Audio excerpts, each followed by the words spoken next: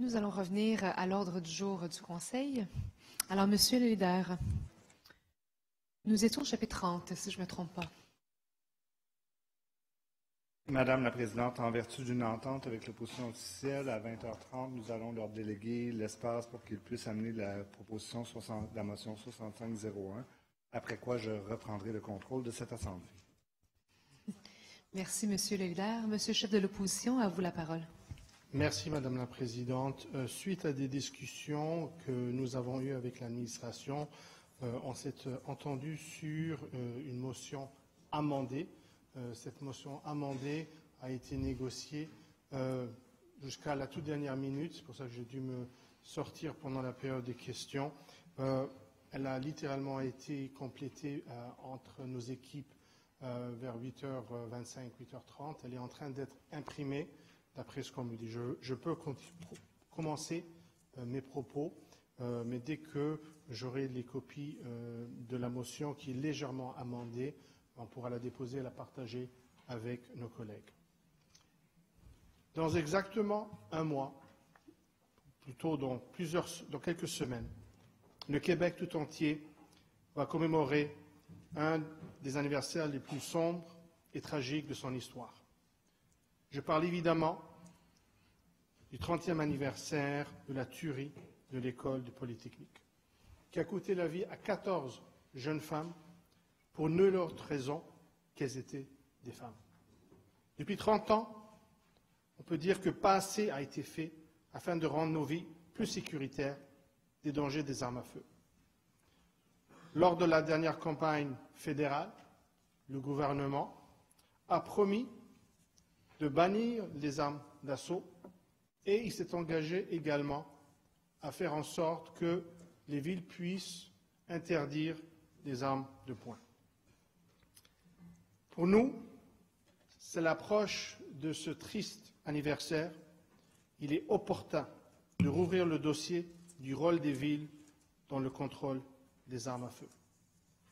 Et dans ce contexte-là, bien que nous partageons avec le gouvernement fédéral l'objectif de bannir les armes à feu, les armes de poing, nous ne partageons pas le moyen pour le réaliser.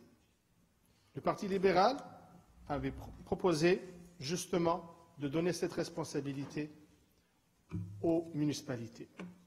À notre avis, cette solution n'est pas souhaitable, mais loin de là.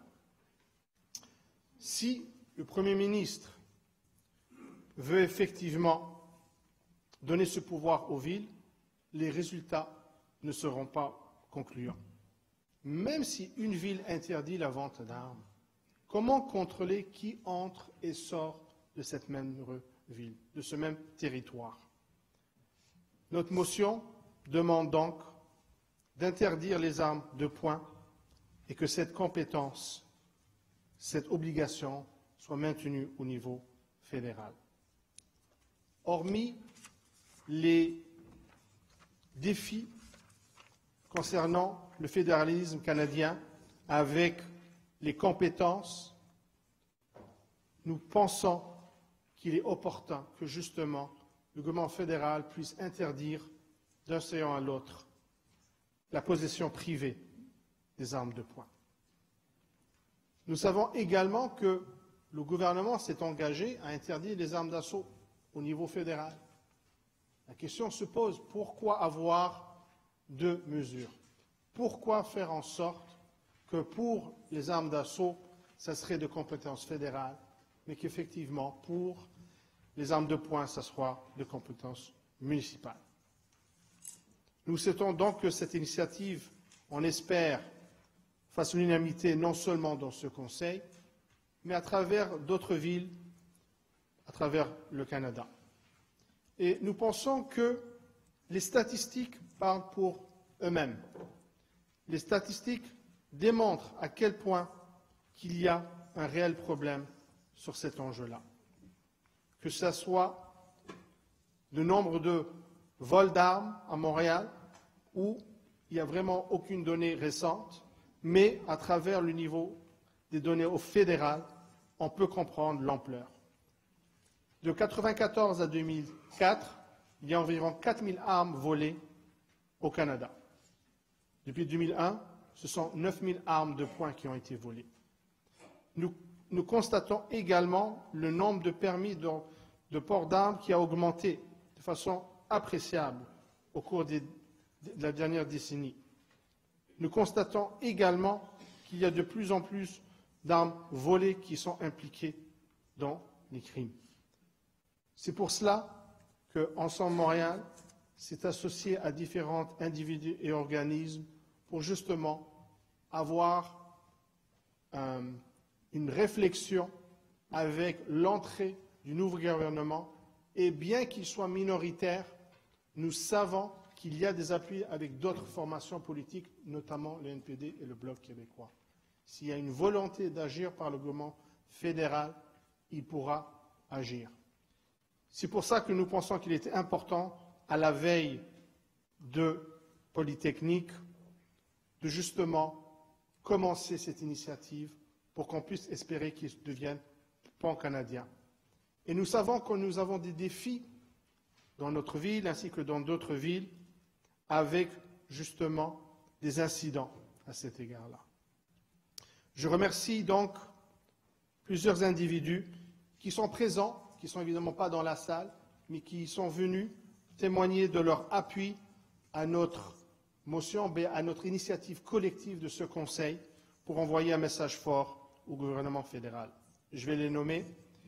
J'ai Madame Heidi Rajan, qui est la cofondatrice et porte-parole de Police se souvient, Monsieur Serge Saint-Arnaud, le frère d'une des victimes de Polytechnique, Annie, Madame Nathalie Provost, qui est une survivante de Polytechnique, et on a également Madame Kathleen Dixon, qui est la mère de Megan Hennigan, la mère d'une blessée lors de l'attaque au collège Dawson.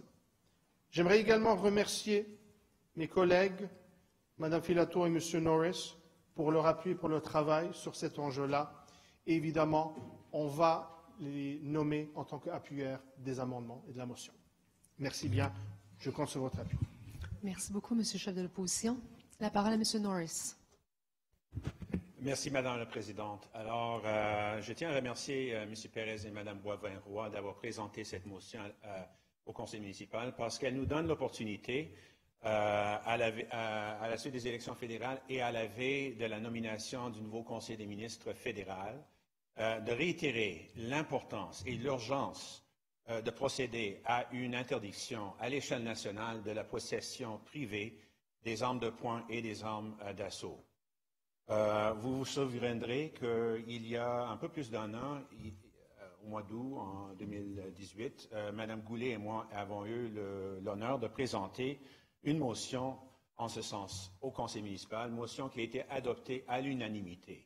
Cette motion réclamant une interdiction à l'échelle nationale de la possession privée d'armes d'assaut et d'armes de poing a eu un impact important sur le débat fédéral, sur le débat à l'échelle nationale.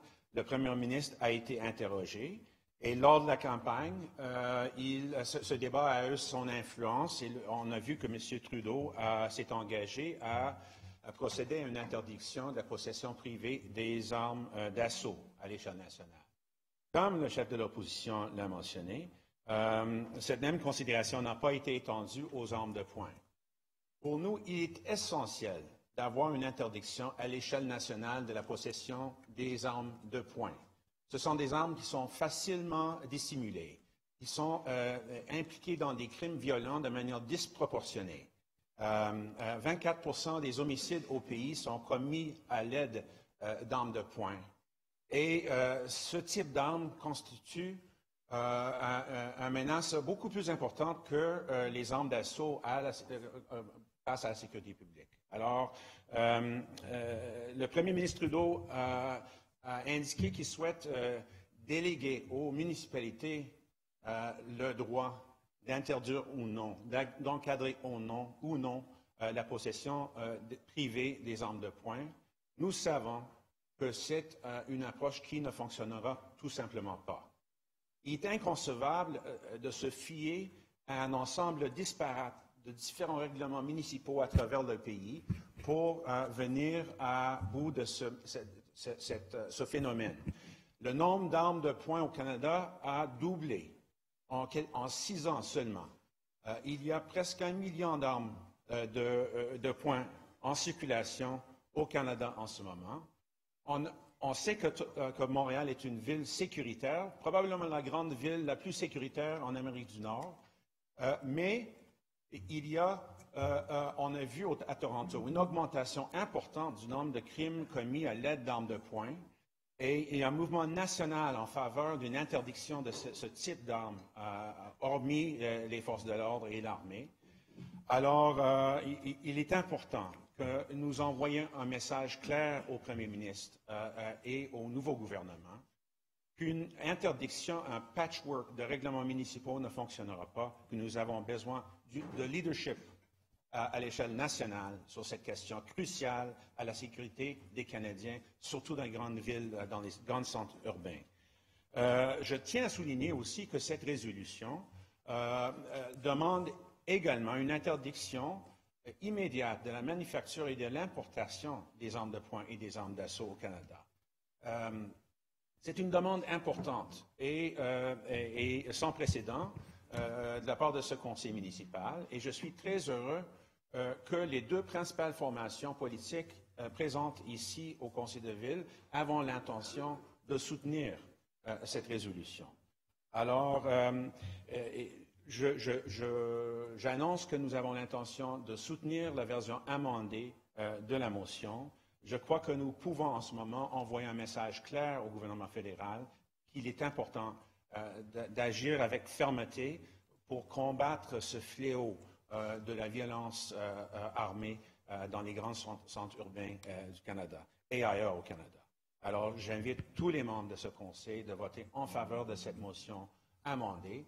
Et si on a, encore une fois, une résolution unanime du conseil municipal, je suis convaincu que cela aura du poids à l'échelle nationale. Tout comme notre dernière motion a eu beaucoup d'impact à l'échelle nationale, je suis convaincu que si nous adoptons à l'unanimité une deuxième fois cette motion, que cela aura un impact au niveau fédéral. Alors, j'invite tous les membres du conseil municipal à soutenir cette motion amendée. Merci. Merci, M. Norris. La parole à M. Rotran. Merci. Je vote en faveur de la proposition telle qu'amendée. Je pense que c'est important de se prononcer. Ce conseil a déjà, dans le passé, adopté quelques motions qui touchent les armes à feu. Nous sommes à la source de la geste posée par le gouvernement du Québec de créer un registre des armes à l'épaule suite à l'abolition de la registre national par un ancien gouvernement canadien.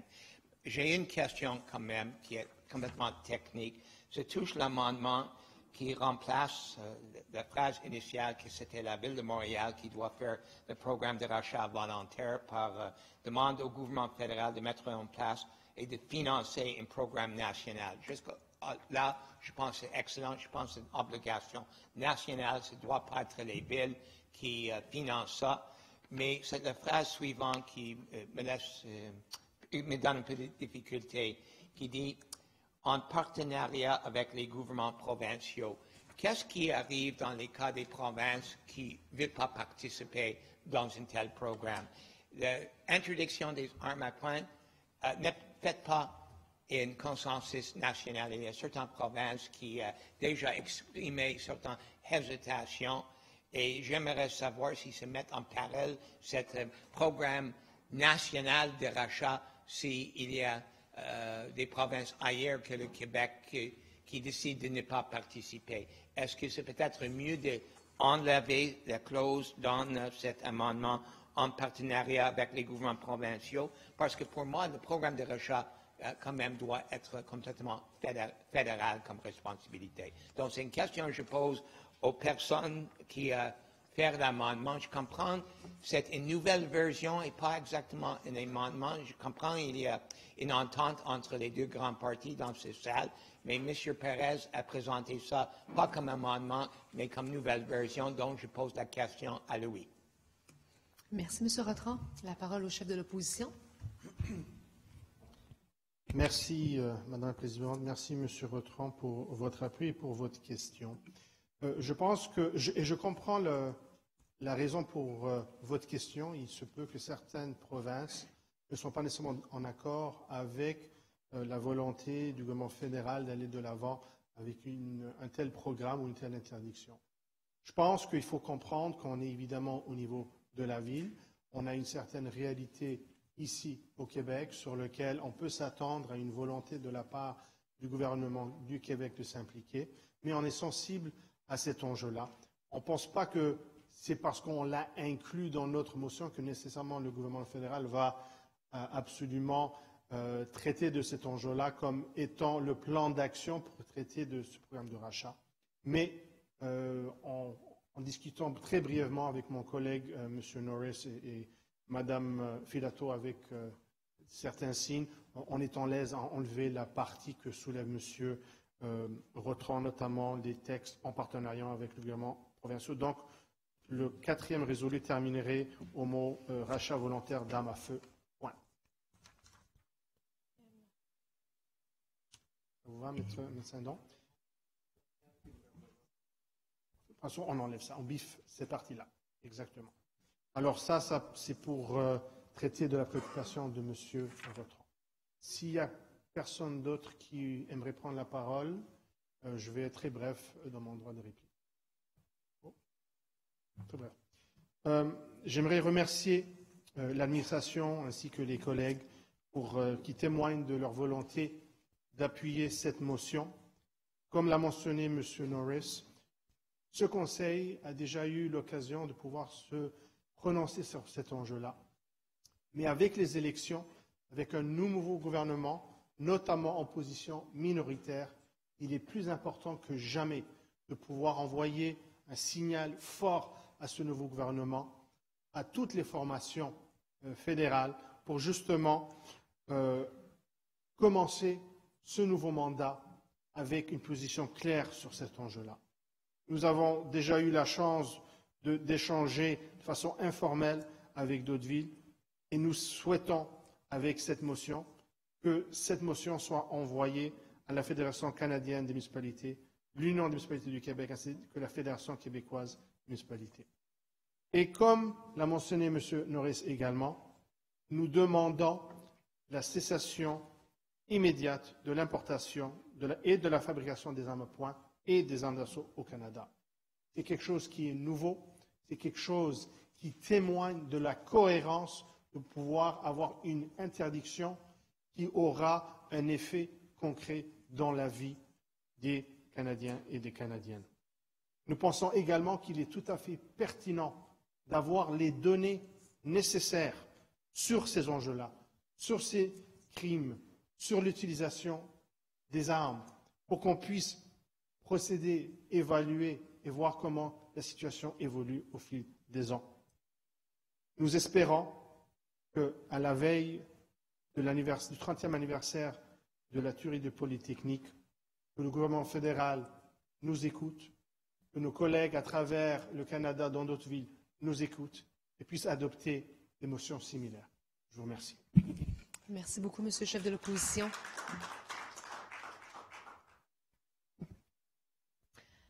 Monsieur le leader. Madame la Présidente, nous allons amener les deux items du chapitre 51, 5101 et 5102. OK, vous êtes déjà rendu là, excusez-moi. Je voulais juste dire que la motion était adoptée. Vous pouvez y aller maintenant, monsieur. Je suis désolée. Au cas où c'était pas clair. Non, je n'ai pas attendu votre adoptation pour me lever. On poursuit. Adoptation. C'est adopté. C'était un lapsus voulu. C'était la partie de ma tentative de vous réveiller un peu. Alors, en 5101, ce sont des nominations au Conseil jeunesse de Montréal et il est proposé par moi-même, appuyé par mon collègue Benoît Doré, de désigner au Conseil jeunesse de Montréal les personnes suivantes. Mme Alice Miquet à titre de présidente pour un second mandat d'1 an, soit de janvier à décembre 2020. M. Yazid Genadi à titre de vice-président pour un premier mandat d'1 an, soit de janvier à décembre 2020. Mme Audrey Frédéric Lavoie à titre de vice-présidente pour un premier mandat d'1 an, soit de janvier à décembre 2020. Madame, excusez-moi, je lis mal, Shafika, là j'ai peur de très mal prononcer votre nom, Madame Suntaresa serment à titre de membre pour un premier mandat de 3 ans se terminant en novembre 2022, en remplacement de Mme Catherine Verville-Provencher. Mme Philippe Marceau-Loranger à titre de membre pour un premier mandat de 3 ans se terminant en décembre 2022, en remplacement de M. Rami Habib. Et de remercier les membres sortants pour leur contribution au Conseil jeunesse de Montréal. Et je m'excuse vraiment sincèrement si j'ai mal prononcé un nom. Vous m'accrocherez à la fin du Conseil et j'apprendrai à le prononcer comme il faut. Merci, Monsieur le leader. Alors, la parole à Mme Goulet. Merci, Madame la Présidente. Alors, il me fait grand plaisir de vous recommander d'approuver l'élection du nouvel exécutif du Conseil jeunesse de Montréal. Il y a eu des élections avec plusieurs candidats au poste. Alors, c'est donc Mme Alice Miquet qui a été réélue à la présidence du Conseil pour un deuxième mandat. Alice est membre du Conseil depuis octobre 2016. À la vice-présidence, 2 nouvelles personnes ont été élues pour un premier mandat à ce poste. Monsieur Yazid Djenadi, membre du Conseil depuis décembre 2018, et Mme Audrey-Frédéric Lavoie, qui elle est membre depuis juin 2018. Alors, je félicite chaudement le nouvel exécutif et j'ai bien hâte de travailler avec cette nouvelle équipe. Je vous recommande aussi d'approuver 2 nominations. Alors, une membre a démissionné cette année en cours de mandat. Il s'agit de Mme Catherine Verville-Provencher, qui sera remplacée par Mme Shofika Suntare Sassarma, quel beau nom, qui est étudiante en mathématiques à l'Université de Montréal. Elle s'est impliquée dans son association étudiante et auparavant au conseil d'administration de la coopérative de son collège. Elle a à son actif plusieurs autres expériences de bénévolat. Alors, nous lui souhaitons un très beau mandat au conseil. Et on remercie également M. Rami Habib, qui était vice-président et qui a terminé son premier mandat, qu'il ne souhaitait et ne pouvait pas renouveler.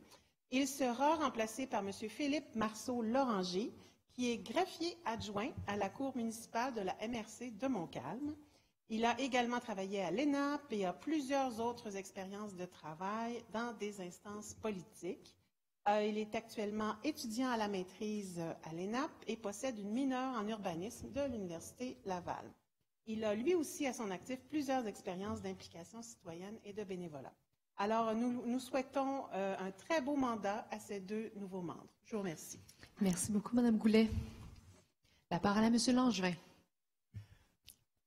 Je voulais seulement féliciter la nouvelle forme, le nouvel exécutif du Conseil jeunesse. Merci. Merci, M. Langevin. Alors, ce point est adopté. Merci beaucoup, Monsieur le leader. On poursuit. En 5102, Madame la Présidente, ce sont des nominations et renouvellement de mandat au Conseil interculturel de Montréal et il est proposé par moi-même, appuyé par M. Benoît Doré, et résolu de renouveler le mandat de M. Souleymane Guisset, titre de membre du Conseil interculturel de Montréal pour un second terme de 3 ans, se terminant en novembre 2022, de nommer les personnes suivantes à titre de membre du Conseil interculturel pour un mandat de 3 ans se terminant en novembre 2022, Mme Sonia Djelidi en remplacement de Mme Sabine Montpierre, M. Bertrand Lavoie en remplacement de M. Moussa Sen, Mme Catherine Limpéris en remplacement de Mme Despina Sourias et de remercier les membres sortants pour leur contribution au Conseil interculturel de Montréal. Merci beaucoup, Monsieur le leader. La parole à Mme Doros. Merci, Madame la Présidente. Le Conseil interculturel de Montréal joue un rôle dans notre société lorsqu'il est temps d'améliorer nos connaissances en matière de relations interculturelles. Il est important, lorsqu'on parle des relations interculturelles, de faire résonner ces mots avec le vivre ensemble et la lutte contre la discrimination et le racisme.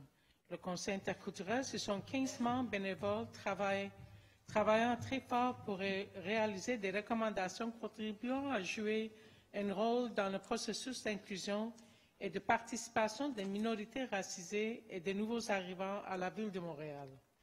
D'ailleurs, les avis et mémoires du Conseil interculturel ont permis au fil des années de mieux cerner la réalité, donc le profilage racial vécu par les minorités, l'intégration des immigrants ou l'amélioration des plans d'accès à l'égalité.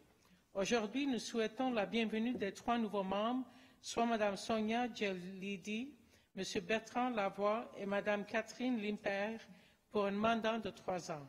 Aussi, nous saluons le renouvellement des mandats de 3 ans pour Souleymane Guizet.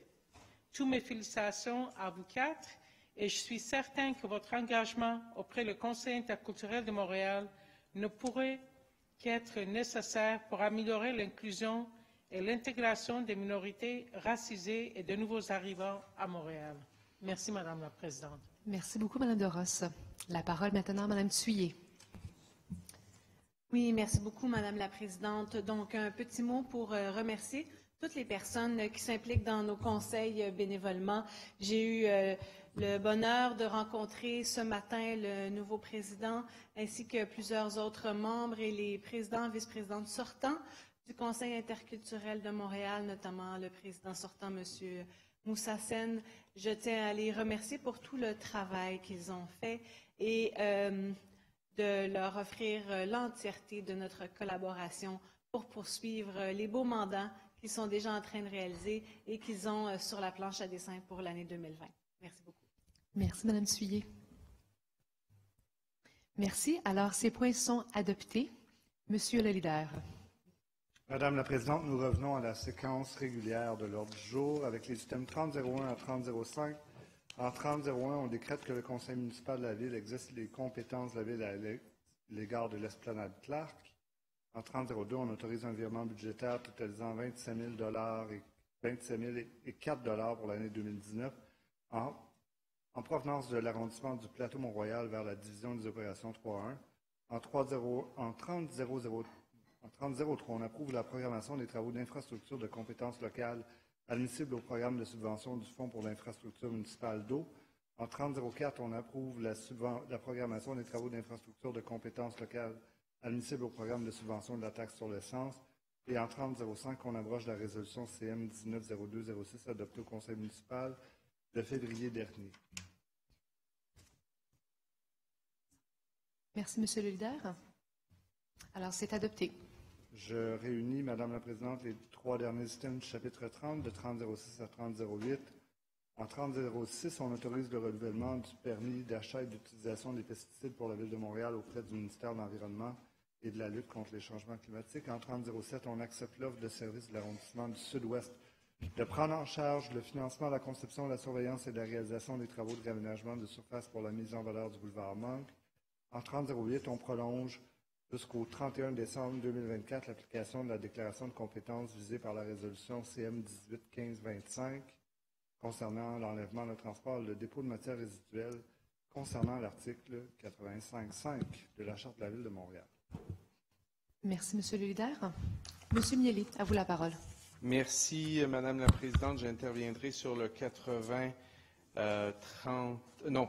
sur le 30.08, soit la demande de prolongation en ce qui concerne la compétence et la gestion des matières résiduelles. Madame la Présidente, si sur le fond, nous n'avons pas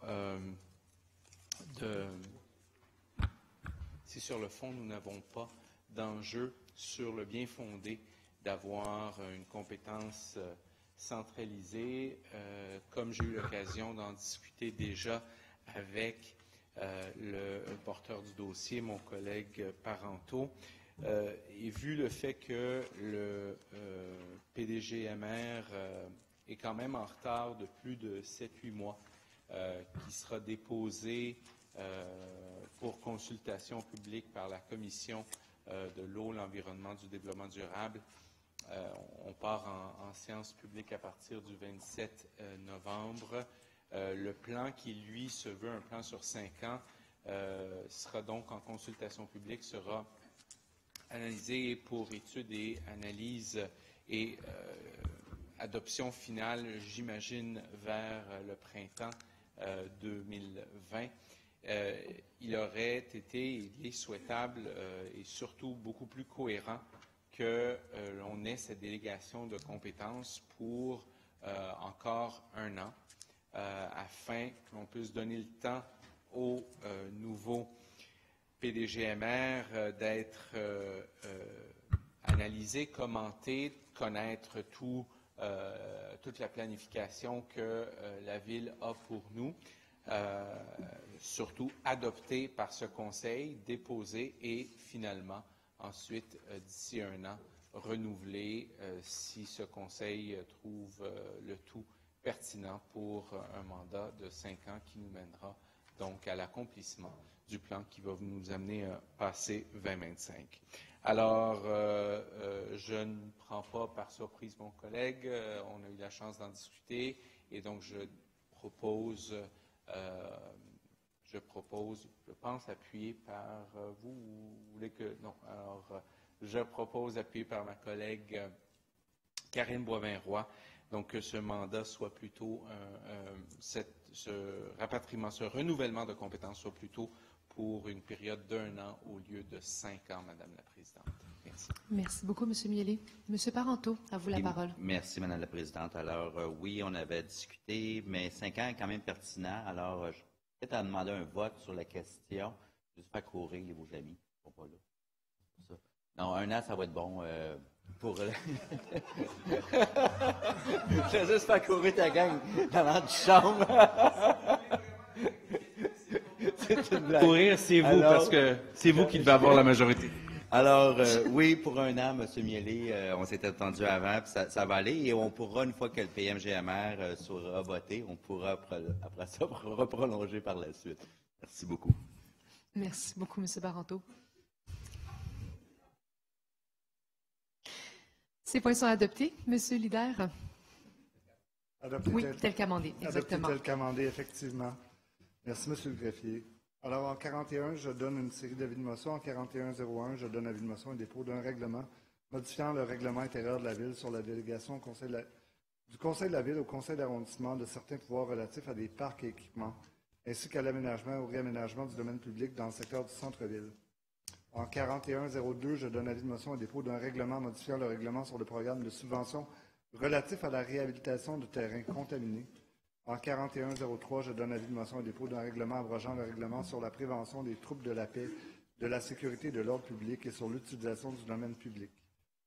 Au chapitre 42, Madame la Présidente, je vais réunir les items 42-01 à 42-04. En 42-01, on adopte un règlement modifiant le règlement identifiant les réseaux de voirie artérielle et locale.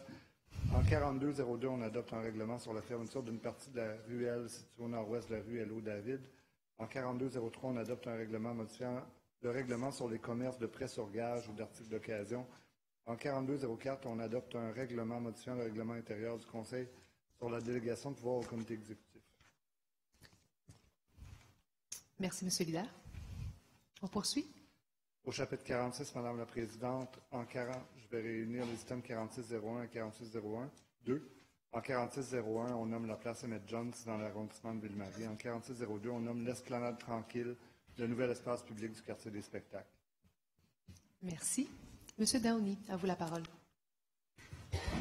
Donc, Madame la Présidente, c'est pour la 4601, c'est bien ça, on est là. Hein? Oui, allez-y. Donc, moi, je voulais juste prendre la parole vite fait, juste pour parler de la place Emmett Jones.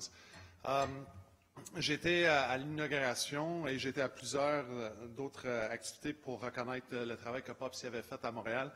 Et je voulais partager un petit peu mon histoire. In 1988, it was my first time that I met Pops when I was hanging out at the Fufun Electric when I was a young kid, hanging out with the punks and all the other troublemakers down by the Fufun. Puis, une affaire qui était toujours le fun avec Pops, c'est qu'il n'a jamais jugé les jeunes. C'est une figure de père pour beaucoup de jeunes qui n'avaient pas nécessairement l'écoute de leurs parents à leur maison. Lots of these young people who ended up finding themselves in the streets for different reasons, whether it was because they were in conflicts with their family or whether they were just searching for their own identity. C'était tellement cool que quelqu'un comme Pops était là pour nous écouter, pour écouter ces jeunes-là.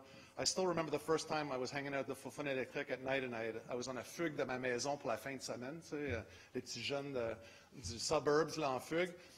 And my friends who actually were in the streets and who didn't have a home to go back to like I did were like, oh, on va y aller manger, il y a un minivan là, qui va être dans la rue, là, un petit carrosse, puis tu peux y aller chercher de la bouffe. Puis j'étais là, ben non, tu niaises, là, tu peux pas y aller chercher de hot dog gratuit dans la rue, là, à 3 heures le matin.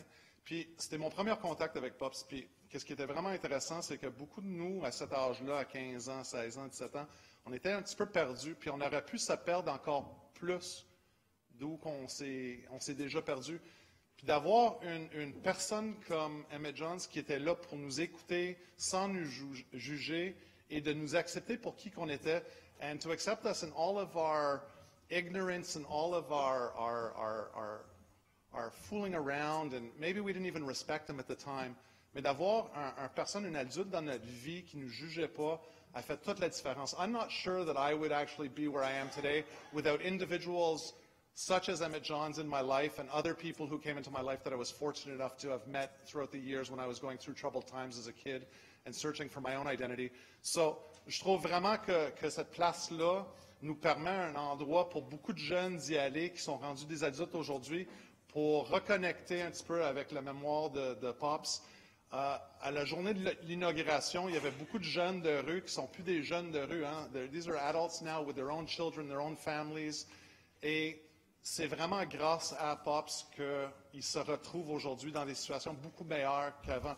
Et je félicite aussi le travail de Dans la rue que Pops y a fondé, l'organisme qui continue à militer, qui continue à travailler, œuvrer pour ces jeunes-là dans la rue, les adultes, et les bénévoles qui consacrent leur temps.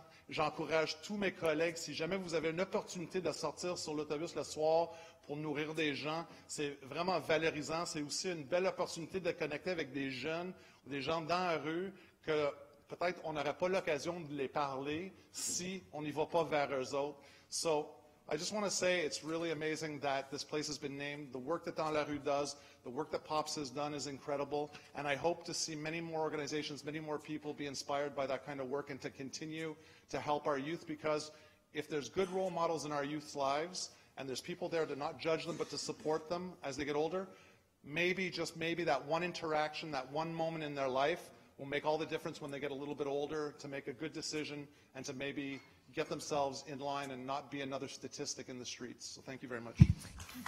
Merci, M. Downey. La parole à M. Langevin. Madame la Présidente, le 17 avril 2008, Anne Davidson, la trésorière de AJOA, m'a présenté un géant de l'entraide à Montréal dans le cadre d'une conférence que nous avons co-animée avec le SPVM à l'occasion de la première année d'existence d'AJOA. J'ai été très impressionné par cet homme qui était ouvertement critique à l'égard du profilage social vécu par les jeunes et leur relation avec le SPVM. Cet homme avait une portée et une influence qui dépassaient les limites de Montréal. Il était une vraie figure de proue dans la lutte à la pauvreté et à l'itinérance chez les jeunes. Grâce à son travail acharné et ses convictions fortes, Pops fonde à ses propres frais l'organisme Le Bon Dieu dans la rue, connu aujourd'hui sous le nom de Dans la rue. À peine 5 ans plus tard, le Bunker, plus grand refuge de nuit pour mineurs, ouvre ses portes. Au fil des années, c'est le travail merveilleux des équipes et des bénévoles pour aider les jeunes en détresse qui perpétue ce pourquoi Pops s'était battu. Ma rencontre avec Pops a certainement conforté mon désir d'améliorer la condition de vie des plus vulnérables de ma communauté. Au nom d'Ensemble Montréal, je tiens à souligner sa grande contribution à aider les jeunes défavorisés et bien plus encore, et salue la décision d'immortaliser son influence et son dévouement avec cette plaque commémorative. Et je tiens quand même à dire sur une note plus personnelle que quand la Ville de Montréal fait des inaugurations comme une plaque commémorative pour des grands joueurs comme ça, j'apprécierais recevoir une invitation. Merci. Merci, M. Langevin. Alors, ces points sont adoptés. M. Lider. Madame la Présidente, j'ai le bonheur de vous dire que nous sommes arrivés oui, je voyais un sourire sur votre visage. Quand même. Et je vais céder la parole à ma collègue de l'opposition, Mme Boisvin-Roy, pour nous présenter le 6502. Merci, M. le leader. Madame le leader, 65.02, à vous la parole. Ah, excusez-moi, M. de Souza. Ah oui, pardon, Mme Bourgeois. Avant que le point soit entamé, je souhaite déclarer mon intérêt sur le point 65.02. Merci. Excellent, c'est noté. M. de Souza, à vous la parole. Merci, Mme la Présidente. Je suis en l'absence de mon collègue Chantal Rossi, qui a eu aussi un rôle important pour présenter ça. Je veux remercier elle pour ça, mais malheureusement, elle est malade dans son nom. Je suis très heureux d'être le proposeur de cette motion et appuyé par les autres personnes qui ont manifesté leur intérêt, entre autres M. qui n'est pas ici, mais qui probablement va être ici. Et je vous dis que je pense que comme nous avons entendu parler par les diverses personnes qui siègent au Conseil des commissaires sur l'île de Montréal, c'est une résolution qui va être importante et puis je pense qu'elle va envoyer un message important au gouvernement. C'est effectivement nous, en tant que membres du Conseil municipal, peut témoigner, peut exprimer avec une voix unie, une voix forte. Si nous avons choisi de présenter une résolution pour le maintien des commissions scolaires, c'est parce que je pense que, Madame la Présidente, ça illustre qu'il y a une valeur ajoutée qu'en avoir des commissions scolaires. Nous, en tant que l'instance municipale, soit au niveau de la Ville de Montréal, soit au niveau des arrondissements, on a un historique au fil des ans d'avoir bien réussi, bien travaillé avec les commissions scolaires. Et comme je l'avais indiqué tantôt, quand Mme Marelle Bourdon a interpellé, la raison pourquoi je suis heureux d'être le proposeur de ça, c'est parce qu'encore j'ai débuté mon implication dans le service public en tant que commissaire d'école. Je sais que l'expérience, et puis je ne suis pas le seul, vous avez eu plusieurs qui siègent ici de tous côtés de la Chambre, sont des gens qui ont eu des expériences intéressantes en travaillant avec d'autres commissaires, en travaillant avec les parents des gens de la comité d'école, et pour bien comprendre le rôle de nos communautés, soit uniquement dans un contexte d'éducation, mais au-delà de ça, dans un contexte de les autres enjeux qui sont présents dans notre communauté, les aspects de l'immigration, l'aspect de francisation, les éléments de pauvreté et le besoin de s'assurer que nous pouvons avoir un taux de réussite important dans nos écoles. Donc, avec ça, je pense que l'éducation, ça bénéficie toute notre société. Puis je ne pense pas qu'on peut penser que les commissions scolaires opèrent en vase clos. Ils sont des parties intégrantes de notre communauté. Je sais que les démocrates dans notre salle ici vont dire que oui, s'il y aura la taxation, il faut aussi avoir la représentation. Et puis oui, effectivement, ça c'est vrai, Madame la Présidente, au fil des ans, en 1961, les parents non propriétaires ont eu la possibilité de voter. En 1971, il y a le suffrage universel.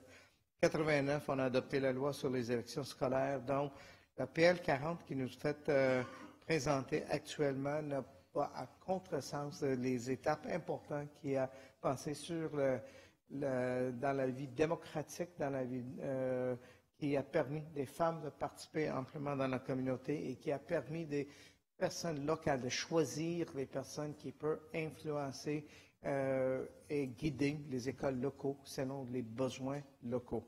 À ce moment-là, je pense que nous, si on supprime des commissions scolaires, c'est essentiellement de retirer pure et simplement le principe fondamental de la démocratie. Pas de taxes sans représentation, no taxation without representation. En tant qu'élus municipaux, nous sommes sensibles aux divers besoins et puis on a travaillé très fort comme instance pour s'assurer qu'on travaille ensemble pour le bien de nos citoyens. Nous croyons, moi je crois, dans un système démocratique. Il est nécessaire que la population soit représentée par les commissions scolaires, surtout si la taxe scolaire subsiste. Et les commissions scolaires connaissent leur milieu, leur localité, représentant très bien les enfants et les parents. Madame la Présidente, la présentation fait du sort que aussi le gouvernement vise à proposer une règle pour les communautés anglophones et une autre pour la communauté francophone.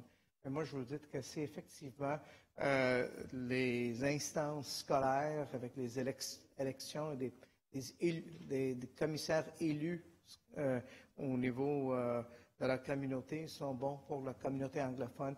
Je pense qu'on doit aussi dire qu'elle joue un rôle important pour la communauté francophone. So we've got to make sure that we can at least make that all citizens in Quebec participate and have the access to the type of structures, school structures that are important for the maintenance of the democracy, but for the education and for the quality of life in our communities. And so I think it would only be fair to make sure that both communities are treated equally with structures that represent them. Personally, I would like to say that the benefit of having sat on a school commission has helped me enormously as a city official to to be able to understand the needs of the community, to be able to make sure we factor that into our decision-making, to make sure that it's reflected in our community programs, and to look for opportunities where we have worked with the people, with the school boards on our community for the betterment of all. And I don't think I'm being alone. So, je pense qu'avec cette motion, l'Ensemble Montréal souhaite défendre directement des élus scolaires. Ils sont des interlocuteurs de proximité, ils connaissent leur école. Les vrais problèmes du système scolaire ne sont pas situés au niveau des élections ou des commissions scolaires. Les problèmes proviennent surtout de sous-financement dans les questions d'insalubrité et de réussite. Ça devrait être les priorités pour le gouvernement du Québec pour l'abolition du palier scolaire. Donc, j'espère que mes autres collègues vont aussi embarquer puis on peut avoir cherché un vote unanime. Merci, Mme la Présidente. Merci, M. de Souza. Mme Thuillier, à vous la parole. Merci, Madame la Présidente. Alors, comme j'ai eu l'occasion de le dire lors de la période de questions du public, notre administration va appuyer la motion. Merci, M. de Souza, de l'avoir présentée. Et pour nous, c'est important, la démocratie locale, d'avoir des élus scolaires qui soient imputables envers la population, qui soient disponibles pour répondre aux parents qui ont toutes sortes de préoccupations, qui soient disponibles aussi pour discuter avec les élus municipaux. Comme on le disait tout à l'heure, on discute beaucoup d'aménagement du territoire, d'agrandissement d'écoles, de sécurité et d'apaisement de la circulation aux abords des écoles. Donc, toutes sortes de préoccupations que nous partageons avec les élus scolaires. Le palier scolaire, d'ailleurs, le rappelait si bien la commissaire Chantal Jorgue, c'est le palier de gouvernance, le palier d'élus où il y a le plus de femmes. Et c'est important en prendre en considération parce que ça veut dire que c'est un palier tellement proche des gens, tellement proche des préoccupations de la vie quotidienne que de nombreuses femmes choisissent de s'investir, choisissent de donner de leur temps parce qu'en fait, ils ont une rémunération, mais elle est vraiment minime. Donc, c'est vraiment donner du temps, c'est du bénévolat beaucoup pour faire en sorte que les enfants aient le meilleur milieu de vie pour leurs apprentissages. Alors, il nous fait plaisir d'appuyer cette motion. Merci beaucoup, Mme Thuillier. Merci. Monsieur Arsenault, à vous la parole. Thank you, Madam Speaker.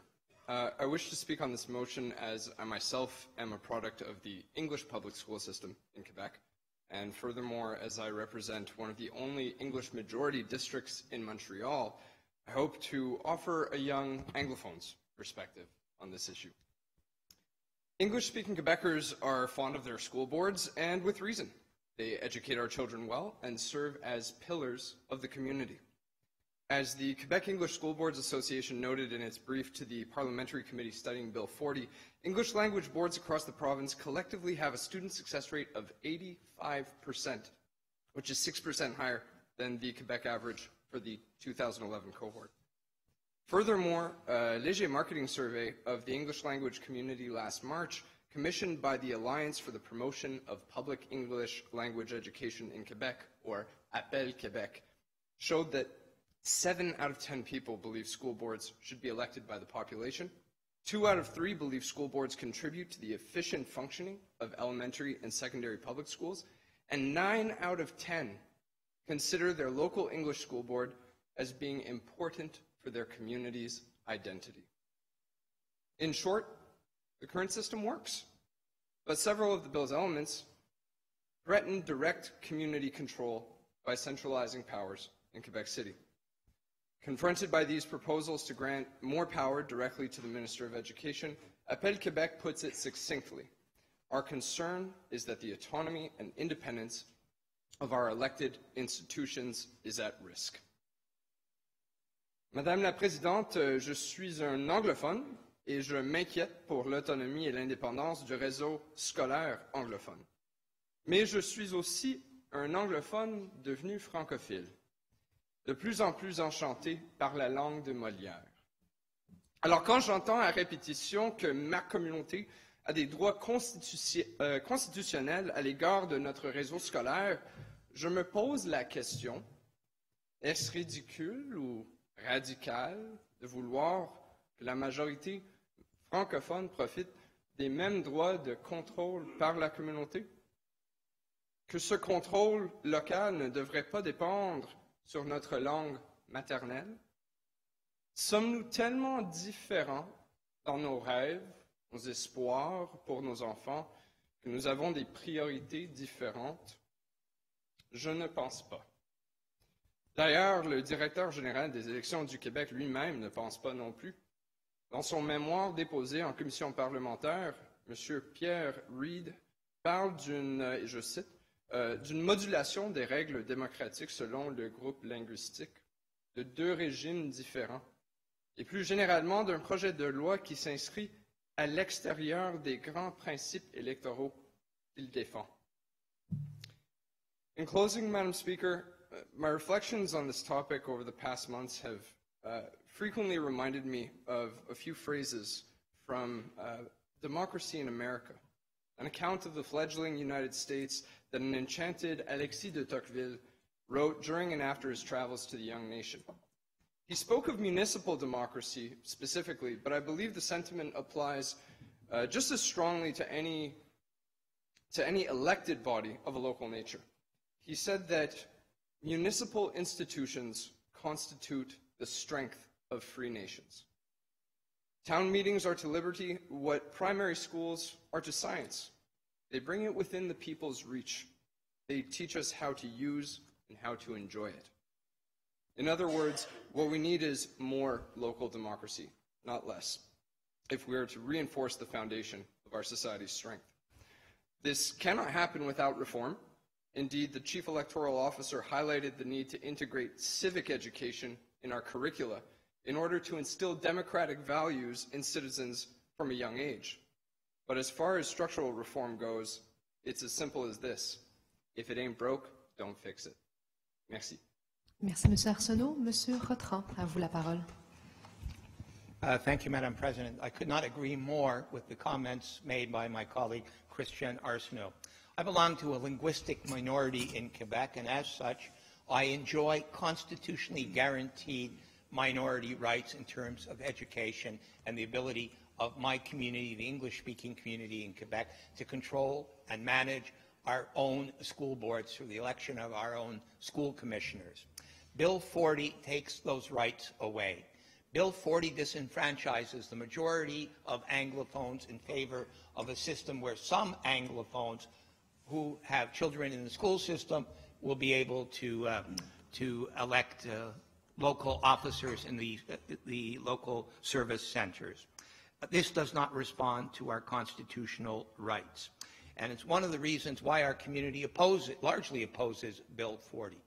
Our community is proud of our school boards right across the province, which have an excellent rate of success in graduating students and meeting the needs of young Anglophones in this province to be able to function not only in English but in French as well and contribute positively to Quebec. I point out, Madam President, the English Montreal School Board has the highest graduation rate of any school board in Quebec, attaining a 92% success rate. And that's something to be emulated by the others. Our community is proud of the English Montreal School Board and the work that has been done there to promote and reinforce our community's role in Quebec. Mais Madame la Présidente, c'est beaucoup plus que ça. Je ne vais pas vivre la situation des États-Unis. On a districts scolaires riches, districts scolaires pauvres. Grande disparité entre les districts en termes de ressources, des implications des parents dans la vie quotidienne des écoles. Ce que le gouvernement propose n'était jamais une réussite ailleurs. La province de Nouveau-Brunswick a essayé il y a quelques années.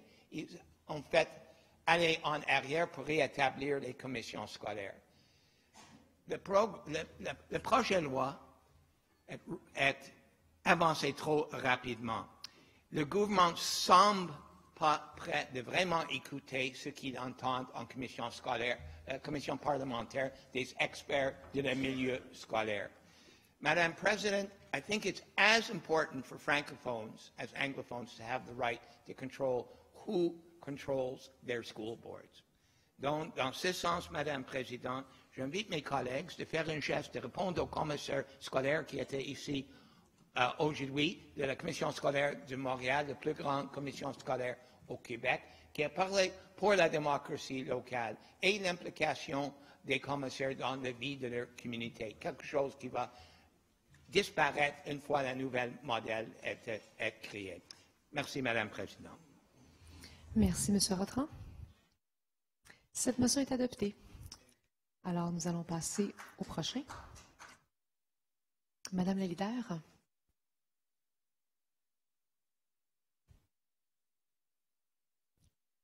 Bonjour. Oui, M. Corville, à vous la parole. Merci, Madame la Présidente. Ensemble Montréal est fier de présenter une motion pour mettre en place un programme de recrutement d'intervenants sociaux et de formation des employés à l'administration de naloxone dans les bibliothèques municipales. Cette motion a pour but de venir soutenir les employés des bibliothèques et surtout leur fournir l'ensemble des outils nécessaires pour travailler dans les meilleures conditions. En 2018, les 45 bibliothèques de la Ville de Montréal ont été visitées plus de 8 millions de fois et ont organisé plus de 650 000 programmes et activités pour des citoyens. Les bibliothèques sont devenues des lieux de vie sociale et communautaire, des espaces de rencontre et d'échange. Les personnes vulnérables ou socialement isolées voient dans les bibliothèques un véritable refuge. Nous croyons qu'il faut investir davantage dans les bibliothèques afin de créer un espace public d'une nouvelle génération, utile et adapté à la population qu'il dessert. Pour bonifier les services aux citoyens, nous pensons que des travailleurs sociaux pourraient être embauchés par la Ville pour créer de véritables espaces dédiés à l'ensemble de la population, peu importe leurs besoins. Les bibliothécaires ne sont pas formés en intervention. Donc, à l'école de bibliothéconomie, on ne nous enseigne pas comment gérer certaines clientèles difficiles. Donc, comme les statistiques présentées dans la motion le mentionnent, ces situations peuvent toucher une large partie de la population. Pas seulement les itinérants, les aînés souffrent d'isolement social, les jeunes peuvent souffrir de dépendance aux drogues et à l'alcool, et les maladies mentales affectent les personnes de tout âge et de toute situation économique.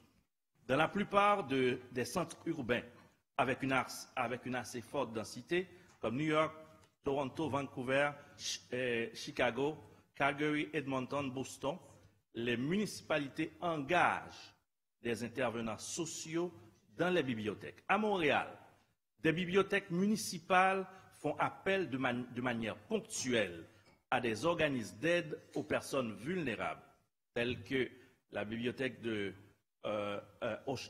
Hochelaga, qui a fait appel aux intervenants de Dopamine, ou encore la bibliothèque de la Maison culturelle et communautaire à Montréal-Nord, qui fait appel à l'organisme Un itinéraire pour tous. Il est donc reconnu que certaines bibliothèques montréalaises ont besoin d'intervenants sociaux. La bibliothèque, c'est un troisième lieu où les citoyens s'y trouvent.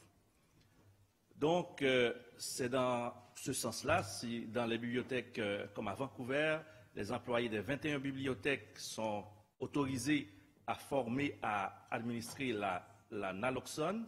À Toronto, la ville forme des employés des bibliothèques pour reconnaître les signes d'overdose et pour administrer la naloxone. Aux États-Unis, une compagnie pharmaceutique émergente, BioSolutions, a distribué gratuitement un kit contenant 2 doses de naloxone et des documents éducatifs pour intervenir contre les personnes qui présentent des situations problématiques. La ville a déjà formé les pompiers des 67 casernes à administrer la naloxone. Nous pensons qu'il est de bon ton que la ville embauche des travailleurs sociaux dans les bibliothèques, ou mieux aller à un projet pilote. Enfin, Madame la Présidente, nous espérons grandement avoir le soutien de l'administration dans ce dossier. Nous espérons qu'elle voit le potentiel immense des bibliothèques comme troisième lieu de vie et qu'elle réalise la nécessité d'avoir des personnes qualifiées pour venir au secours des personnes plus défavorisées. Nous tenons aussi à mentionner que le groupe communautaire L'Itinéraire, partenaire de la BANQ, appuie notre démarche. Merci de nous soutenir. Merci, M. Corville. La parole à Mme Goulet. Merci, Madame la Présidente. Alors, je vous remercie, M. Corville et les collègues qui l'ont appuyé, Mme Rossi, M. Langevin, pour le dépôt de cette motion dont les motivations sont très louables sur le fond. Mais je vais expliquer pourquoi je vais recommander de voter contre en vous présentant tout ce qui est déjà mis en place par la Ville et ses partenaires face aux graves problèmes de santé publique que représente la dépendance aux drogues et notamment aux opioïdes. Alors, pour élaborer notre position, nous avons consulté la direction des bibliothèques de la Ville, le service de sécurité incendie, ainsi que la direction régionale de la santé publique.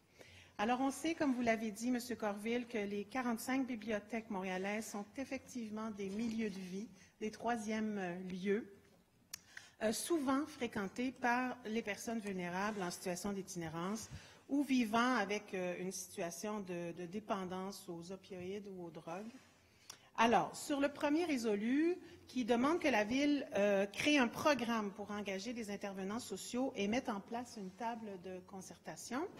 Alors, la Ville, vous l'avez dit, soutient déjà plusieurs projets d'intervention de milieu réalisés par des organismes communautaires qui travaillent déjà avec les bibliothèques. Par ailleurs, nous avons bientôt plusieurs opportunités afin d'étudier avec les partenaires d'éventuels nouveaux besoins. La Ville réalise actuellement 6 portraits locaux en itinérance sur tout le territoire montréalais. Nous développerons également prochainement une stratégie montréalaise de réduction des méfaits et nous tiendrons également le 20 novembre un grand forum avec une centaine d'acteurs du milieu pour réfléchir aux meilleurs moyens d'assurer la cohabitation sociale et le partage de l'espace public. Alors, nous verrons si, à ce moment, si l'enjeu d'un programme ou d'une table de concertation sera soulevé par les partenaires. Dans le deuxième résolu, il est demandé de former les employés des bibliothèques à reconnaître les signes de détresse sociale comme la dépendance ou les problèmes de santé mentale. C'est déjà l'un des objectifs du plan d'action montréalais en itinérance. En effet, la Ville finance le YMCA du centre-ville pour donner une formation aux employés municipaux sur les réalités des personnes en situation d'itinérance ou vivant avec des problèmes de dépendance. Cette année, 7 arrondissements ont reçu cette formation et plusieurs autres sont prévus en 2020. Le personnel des bibliothèques y est d'ailleurs bien représenté. Et enfin, sur le troisième résolu qui demande que la Ville de Montréal forme et autorise les employés des bibliothèques à administrer l'analoxone, qui est l'antidote dans le cas des surdoses. Il faut savoir que la DRSP, donc la Direction régionale de la santé publique, a déjà un programme de l'analoxone communautaire avec différentes mesures, différentes stratégies pour une intervention rapide et efficace d'administration de l'analoxone aux victimes de surdose.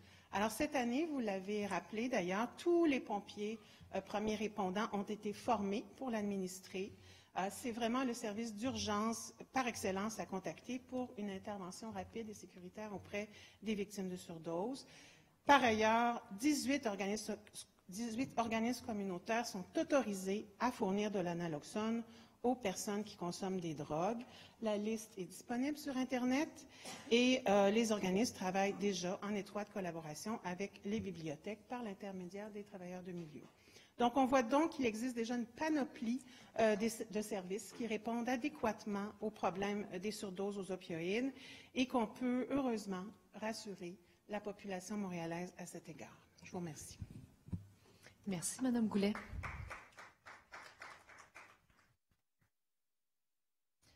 Alors, c'est M. le leader.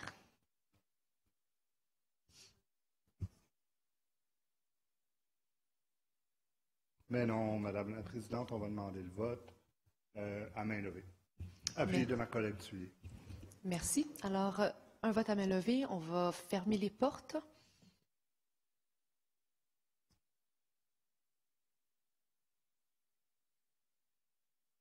Alors, on va procéder au vote. Alors, les personnes qui sont en faveur de la motion, levez votre main.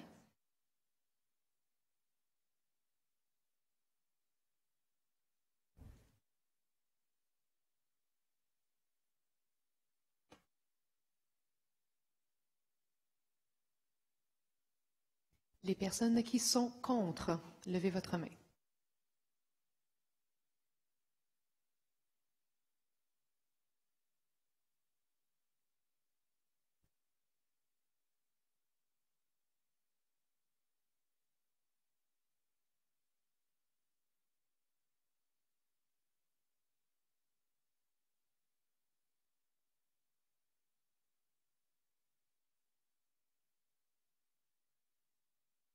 Pour 15, contre 39, la motion est rejetée. Nous passons à la prochaine. Madame la leader, elle n'est pas là. On est rendu là. Parfait. Monsieur Rotran, à vous la parole. Merci, Madame la Présidente. Avant que je commence mon défense de la motion, j'aimerais déposer une nouvelle version, également appuyée par Madame Fumagalli, mais aussi appuyée par Rosanny Filato. Et je les dépose actuellement pour que tous les membres puissent avoir une copie pendant le débat. Et effectivement, c'est le fruit d'une discussion entre la partie majoritaire et les autres forces dans le conseil municipal.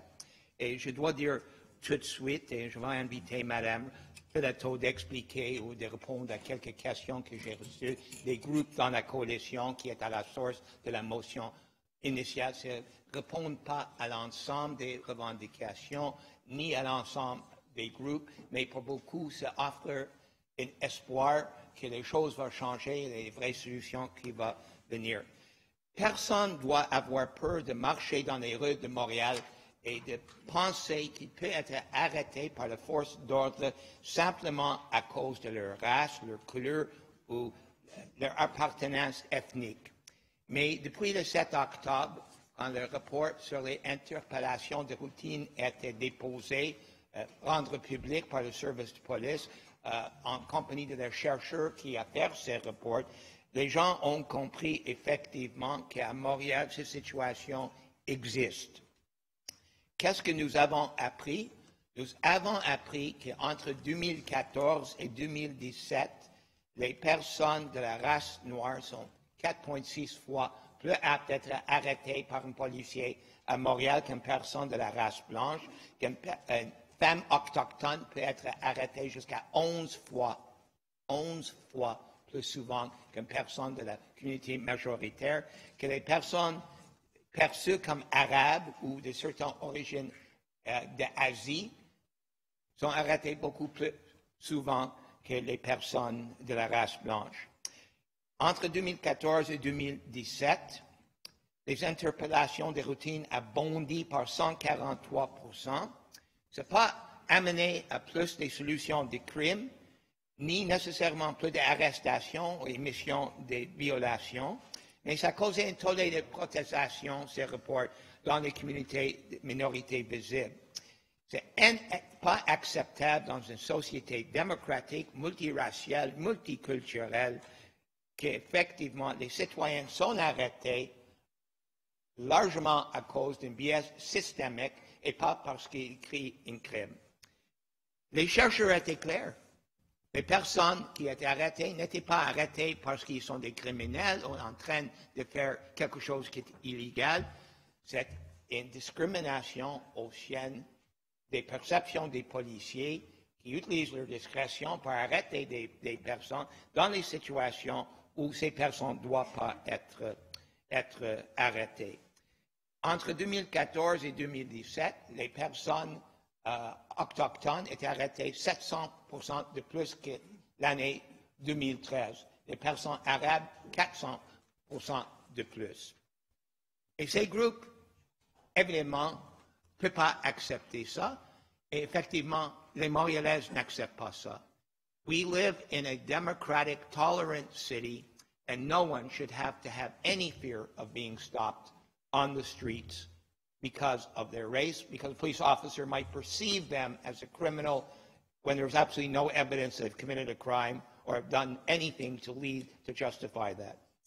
Madame la Présidente, la Ville de Montréal se conseille depuis 30 ans exprimer des valeurs d'inclusion. Je note quelques de nos motions. Déclaration de Montréal contre la discrimination raciale, 1989.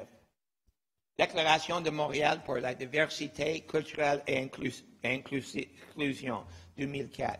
Déclaration de Montréal sur le vivre ensemble, 2015. Motion de faire la promotion des candidatures reflétant la diversité montréalaise au sein des conseils municipaux et dans les arrondissements, 2016. Déclaration pour assurer les services à la population de communautés autochtones, 2018. Et aussi la Charte montréalaise des droits et responsabilités qui dit la valeur fondamentale des Montréalais, c'est l'égalité des personnes. La question de race n'est pas une question pour les Montréalais. La ville veut être aveugle pour la couleur de personne, on est toutes égales. Mais ce rapport sur les interpellations dit, malgré nos valeurs fondamentales, la réalité dans notre rue est différente. Madame la Présidente, la motion initiale a parlé d'un moratoire. Ce qui est négocié indique le suivant. Je lis que le conseil municipal invite le SPVM immédiatement, que le conseil municipal invite le SPVM à faire cesser immédiatement les interpellations sans fondement au sein du service. Pour moi, c'est clair, mais j'aimerais l'entendre de Rosannie Philotto, engageant l'administration, qu'effectivement, de demain, l'administration a invité tous les acteurs dans le dossier, le SPVM et le gouvernement provincial, effectivement, de demain, assurer que ce qui les communautés a dit, les plaintes des gens ont dit que vous harcèlez nos gens, nos jeunes, pour aucune raison, ça va cesser. Ce n'est pas à dire que les policiers qui ont des mobiles balades ne peuvent pas agir. Ils ont toujours les outils. Ce que nous avons appris d'ailleurs, Madame la Présidente, qu'il y a des situations semblables en Ontario et en Nouvelle-Écosse. À Ontario, avec le scandale de carding, où les policiers visaient des personnes de race noire et a pris toutes sortes d'informations qui a entré dans une base de données pour aucune raison, une base de données qui à Toronto actuellement a presque 1 million de noms. La Commission des droits de la personne d'Ontario a dit c'est illégal, cessez de faire ça. Vous n'avez aucune raison valide de sécurité publique pour faire ça. Le Conseil de Toronto a dit assez est assez. Le gouvernement d'Ontario a finalement légiféré en changeant le Police Service Act d'Ontario. Et le rapport de l'honorable Michael Tulloch de la Cour d'appel d'Ontario sur le dossier est éloquent. Stopping people in the streets for these type of checks achieves almost nothing other than harassing visible minority communities. In Nova Scotia recently, Madam President, the City of Halifax had a similar report to the one that was tabled here. Et ce rapport a dit que les personnes de race noire à Halifax sont arrêtées 5 fois plus souvent que les personnes blanches dans la société. Mayor Mike Savage said it was unacceptable, and the Minister of Justice, Mark Fury, not only decreed a moratorium the next day, he gave a mandate to Judge Michael McDonald, who reported on October 17 that all these street checks are likely illegal. The government of Nova Scotia, the very next day, on October 18, announced new legislation to be adopted by Christmas that will give a framework to the street checks. Madame la Présidente, on vit dans un conseil avec des partis politiques. On doit présumer la bonne foi de tout le monde. Le texte que Madame Philotto a me suggéré répond à beaucoup de mes demandes, mais ça soulève des questions. Le deuxième résolu concernant la Commission de sécurité publique, les gens veulent savoir, premièrement, c'est quoi va être le processus, c'est quoi le rôle du public. Le service de police ne doit pas être laissé seul pour faire une nouvelle politique. Le public doit avoir leur mot à dire, assurer de demain que ce que nous avons vécu va cesser et d'ici mars 2020, quand la motion a repris ce que le Service Police a déjà dit, qu'effectivement, le public aura un droit de regard et un rôle à jouer dans la création de ces nouveaux politiques. Le troisième résolu, je remercie Mme Fillotto pour avoir amélioré mon texte. Effectivement, ce qu'elle dit, on invite le ministre de la Justice et de la Sécurité publique de légiférer à l'échelle de province et de consulter le public dedans. Les dernières deux restent exactement les mêmes. Madame la Présidente, je conserve les 5 minutes qui me restent pour mon réplique, mais j'invite Mme Fillotto de répondre à les interrogations des groupes qui ont travaillé dans ce dossier. Merci. Merci, M. Rotran. Madame Filato, à vous la parole. Je vous demanderai de garder le silence pour les dernières minutes qui restent. Merci, Madame la Présidente. Donc, effectivement, il y a eu beaucoup de discussions avec M. Rotran, avec l'opposition également. Je ne sais pas si on va les entendre par la suite. Donc, comme on l'a dit à plusieurs reprises, comme la mairesse l'a annoncé suite à l'annonce du rapport des chercheurs, pour nous, c'est une priorité d'agir sur la question du profilage racial. Les données sortant du rapport ne nous ont pas surprises. On n'était pas étonnés, mais c'est certain que c'est préoccupant. La bonne nouvelle, c'est que maintenant, on a des données. On peut agir. Pour nous, c'est important de demander au SPVM de suivre les 5 recommandations à la lettre, mais également d'aller plus loin. Dans la motion, plus précisément, on a fait certaines modifications, notamment pour prioriser une politique d'interpellation. C'est certain que le SPVM travaille déjà sur la mise en place d'une politique d'interpellation. Je rappelle que c'est une première à Montréal, mais également une première au Québec. Il n'existe aucune politique d'interpellation. Donc, c'est important pour nous de lancer de démontrer notre leadership et d'agir immédiatement. Comme vous le voyez, on demande au SPVM de faire cesser immédiatement les interpellations sans fondement.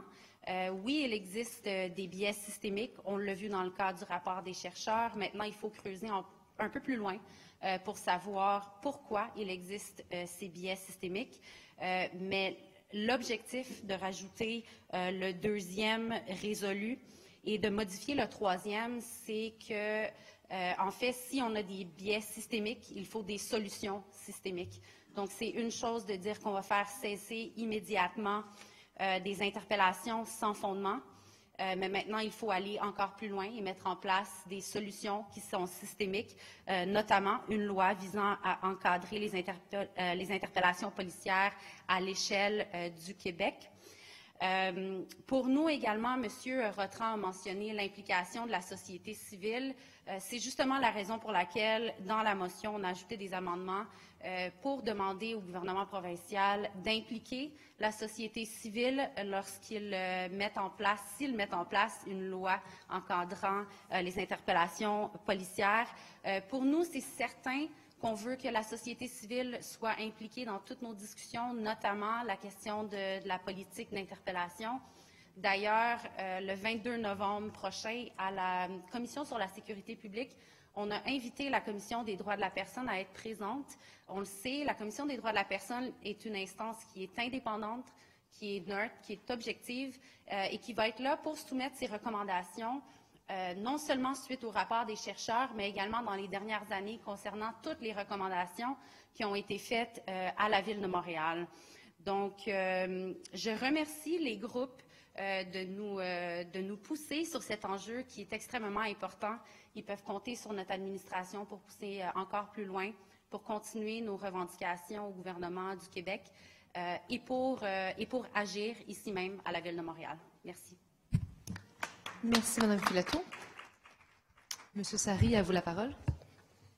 Merci beaucoup, Madame la Présidente. Alors, j'interviens sur ce point-ci. Puis, comme l'administration l'a bien dit, je remercie aussi les groupes derrière cette motion aussi parce que ça nous pousse à travailler ensemble pour remédier un peu à ce phénomène-là. Puis, j'aimerais aussi réitérer notre position par rapport à mettre une priorité et aussi mentionner l'urgence à avoir des procédures et une loi encadrant les interpellations au sein du service de la police de la Ville de Montréal et que la livraison soit aussi en mars de 2020.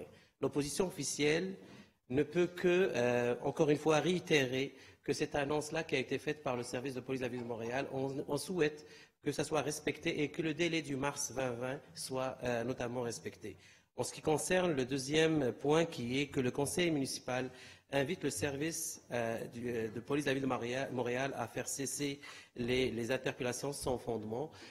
C'est très bien de le rappeler. J'ai bien de le rappeler. Puis je remercie M. Orthron d'avoir accepté cet amendement-là parce que c'est une procédure qui existe déjà. Puis on sait que c'est une procédure qui est déjà mise en place par le service, mais on espère encore une fois que ce soit respecté, que ce soit réitéré encore une fois. Alors comme l'a dit bien l'administration, c'est une motion qui nous pousse, puis qui nous pousse à une bonne réflexion pour voir ça dans un ensemble beaucoup plus systémique et non pas juste au niveau des interpellations pour faire cesser et ajouter d'autres outils qui peuvent remédier à ce problème de profilage racial. Merci encore une fois. Merci, M. Sari. M. Rotran. Merci, Madame la Présidente. J'exercise mon réplique. Premièrement, j'aimerais remercier fortement Juliana Fumagalli qui a appuyé la motion pour que je puisse la déposer. Et je dois reconnaître le rôle d'un conseiller d'arrondissement de Montréal-Nord, René Chantal Belenga, qui a vraiment travaillé fort pour assurer que cette motion est partagée presque partout sur l'île de Montréal et discutée à Montréal-Nord. Aussi, j'aimerais reconnaître l'appui de M. Honorable Irwin Cotler, l'ancien ministre de Justice du Canada, qui a endossé la motion. Et parmi les groupes, la Fédération des femmes de Québec, la Ligue des Noirs, CROR, Montréal en Action, l'Association des juristes progressistes et plusieurs autres groupes. Avant de terminer, j'aimerais déposer quelques documents, une mémoire rédigée par la Ligue des droits et libertés. La Ville de Montréal possède les outils nécessaires pour contrer le racisme systémique. Une portion de la loi d'Ontario est communiquée qui est émis aujourd'hui par l'ensemble de ces groupes. Madame la Présidente, ce qui est important est que les gens comprennent que cette motion est une victoire pour celle qui a mobilisé. Aujourd'hui, le Conseil municipal de Montréal a parlé à la unanimité, j'imagine à la unanimité, en faveur de dire non à la profilage racial, non à la discrimination systémique et oui à la meilleure relation entre le service police de la Ville de Montréal et l'ensemble de Montréalaises, mais surtout celles de couleur, celles qui sont autochtones, celles qui sont minorités. Ça doit être clair à tout le monde et surtout à l'état-major du service police de Montréal que nos intentions sont claires. Ce cesse de maintenant seulement quand il y a vraiment une raison valable de sécurité publique qu'on arrête les gens dans les rues et on commence à mettre en place une politique qui va inspirer la confiance du public et la fierté du Conseil dans l'avenir. Je remercie mes collègues et je dois dire, malgré nos différences sur beaucoup de sujets, je crois fermement que l'ensemble des membres de ce Conseil croient dans une ville où tout le monde est égal et tout le monde a le droit d'avoir le traitement égal de toutes les forces d'ordre et tous les services municipaux. Merci, Madame la Présidente. Merci, M. Rotran. Monsieur le leader. À ce stade-ci, Madame la Présidente, ça va nous prendre une prolongation, à moins qu'on veuille revenir pour débattre d'une seule motion demain matin. Alors, je proposerai une prolongation. Est-ce qu'on... Oui, appuyez. Je vois des gens qui sont prêts à m'appuyer. Est-ce qu'on est capable de faire, M. Rotran, est-ce qu'on est capable de disposer de votre motion en 20 minutes? Je proposerai une prolongation de 20 minutes. 20?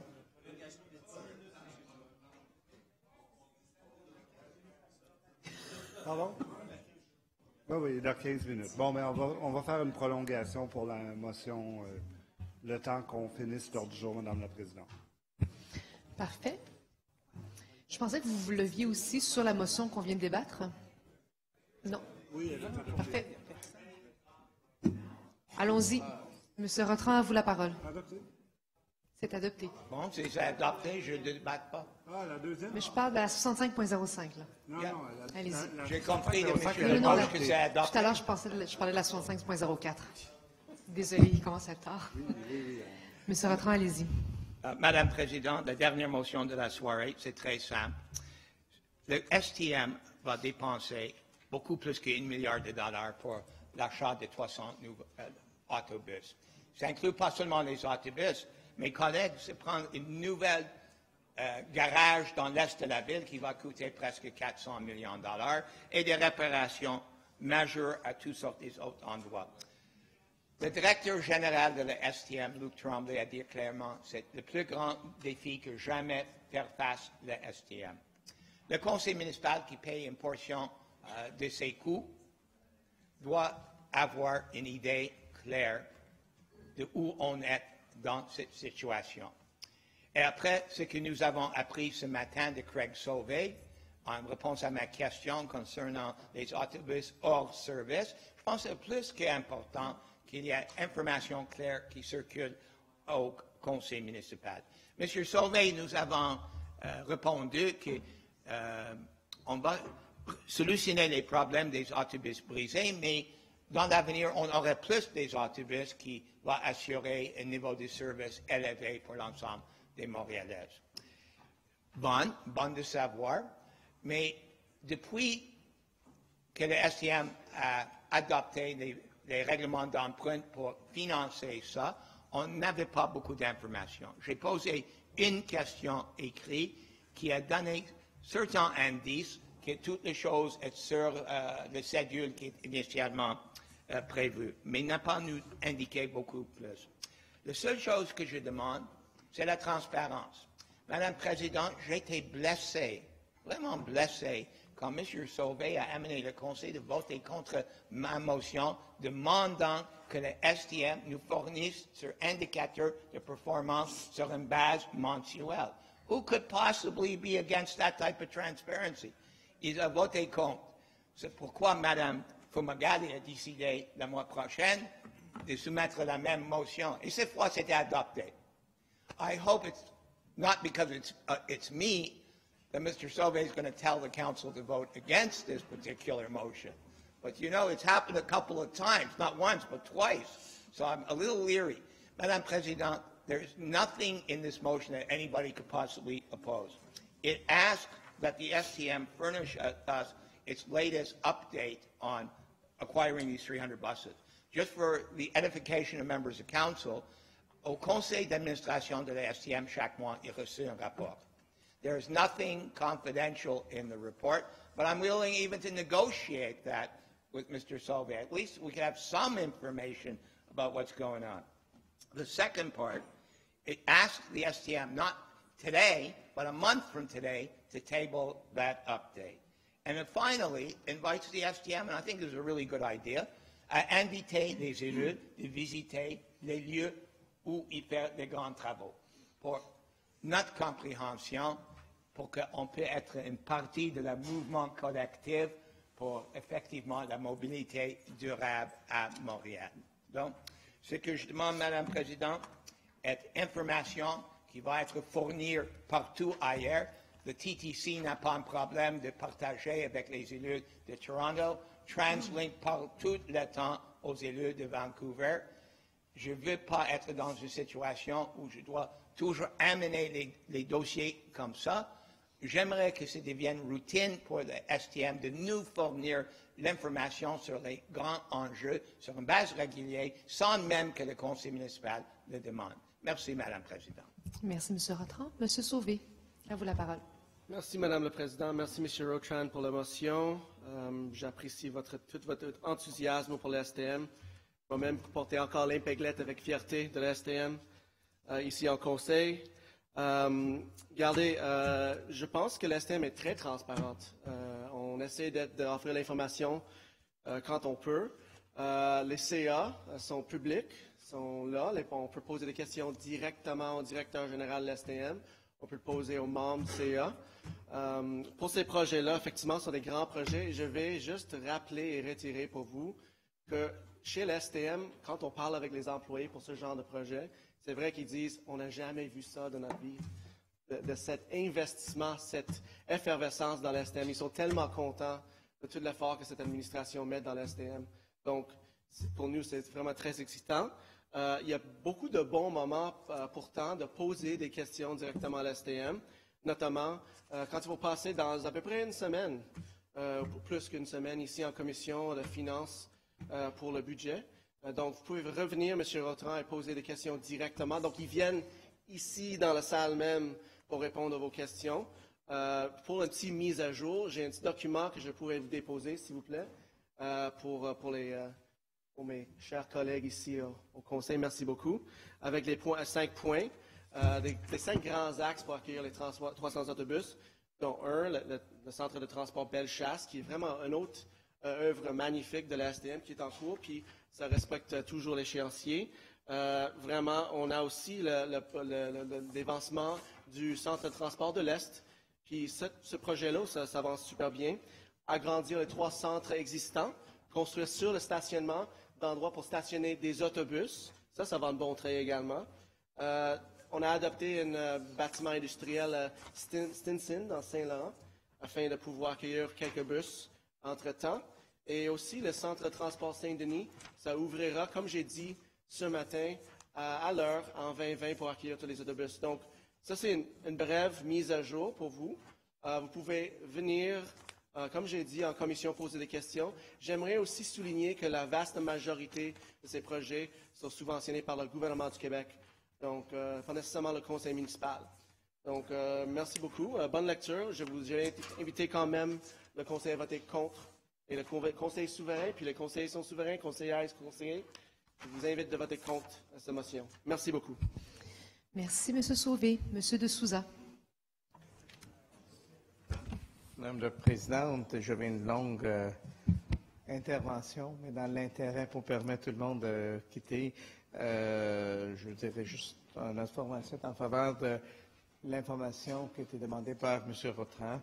Mais vraiment, pour faire une sommaire en 5 points sur une one-pager, vraiment est un peu ridicule. Ici, on est en train de demander l'information sur qu'il y a des grands enjeux financiers, des enjeux sur les agrandissements qui sont complexes, les embauches des employés qui est très complexe, et d'être capable de penser que cette dépôt d'une page va suffire comme l'information.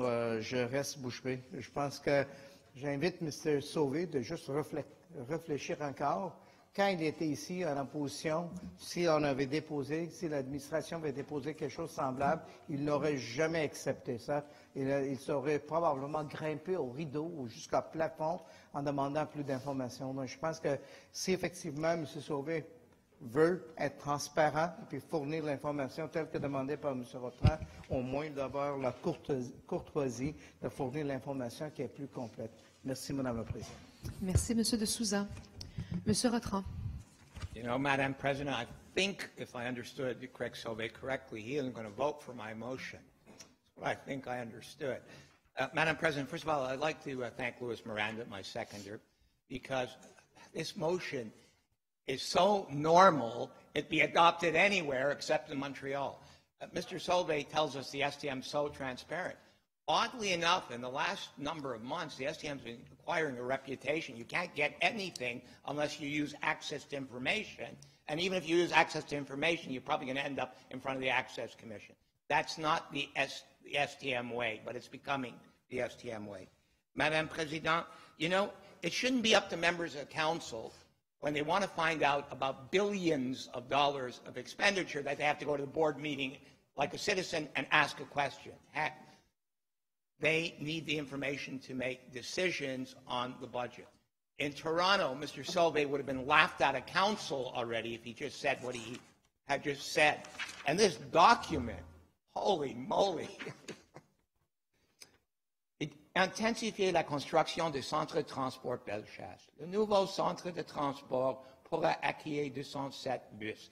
Le projet est en cours et respecte toujours l'échéancier. Now, you know, I'm sure all members of council know what the échéancier of the bus is, or how, of the the Centre Transport Bellechasse and exactly what it's going to cost, what percentage of what work has been done and what remains to be done. It's like that, these 5 paragraphs. It looks like they decided at the last minute, instead of just defeating the motion, they tried to find a plausible way to vote against the motion. So we got 5 paragraphs. When I was a high school teacher, I would have flunked the student who tabled this, all right? Madame President, I understand Mr. Sauvé and his colleagues will vote against transparency and information today, but this is the beginning of the process. Because we can come back to the same motion for the next 12 months, and I think we really should. We have a right as city councilors to know exactly how much is being spent, what the problems are the buses going to be delivered on time? Hey, Mr. Sauvé, why isn't there anything about the public tender and how many of the buses have already been delivered, how many are going to get in January, how many per month, where are you going to park them in the interim before all this work being completed? Ça, c'est un projet de 5 ans et aucune information. Look, you want to play it that way? You can do that. It's not credible, and you're just inviting everyone to use the Access Information Law and fight the STM in court. It's supposed to be cooperative.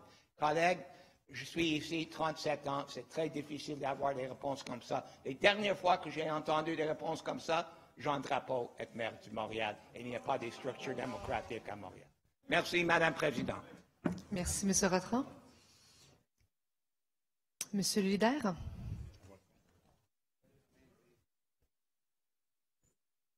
Présidente, on va quand même avoir le luxe d'une dernière formalité. Appuyé de ma collègue Émilie Tulier, je demandais un vote à main levée sur la motion de M. Rotran. Merci. Alors, you're good with that? Parfait. Alors, un vote à main levée. Alors, toutes les personnes, on va juste demander à tous les... Vous avez déjà votre manteau sur le dos.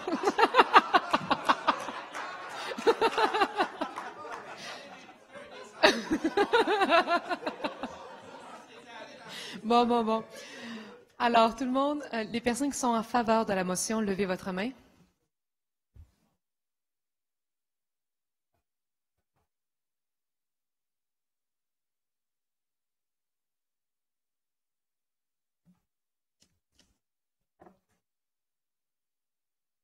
Toutes les personnes qui sont contre, levez votre main.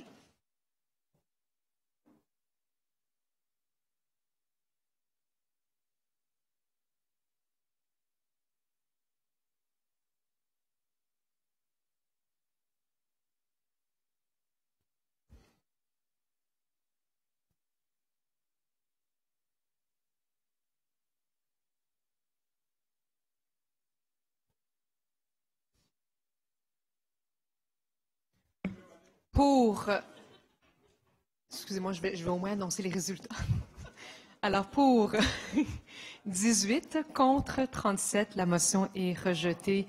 Merci beaucoup à vous tous et à vous toutes. Monsieur le leader. Madame la Présidente, une seule annonce à faire. Je vous demanderai de rester assis pour 2 minutes. Pour les maires et mairesses qui ne seraient pas au courant, vous aviez une présentation de neige. Elle a été déplacée étant donné qu'il n'y a pas retour du Conseil. C'est à 9h30 ici. Non? C'est à 8 heures. À 8 heures. C'est maintenant à 8 heures. Alors voilà, désolé. Merci, bonne soirée.